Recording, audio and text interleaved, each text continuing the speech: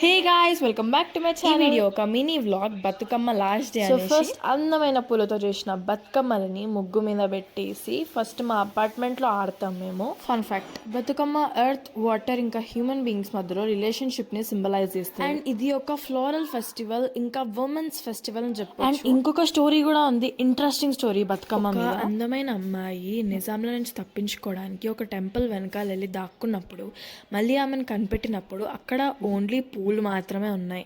దాన్ని సింబలైజ్ చేసుకుంటూ బ్రతుకమ్మ బ్రతుకు అనేది వచ్చింది అని ఒక నమ్మకం. ఇది తెలంగాణ యొక్క గుర్తింపు అనుకోవచ్చు.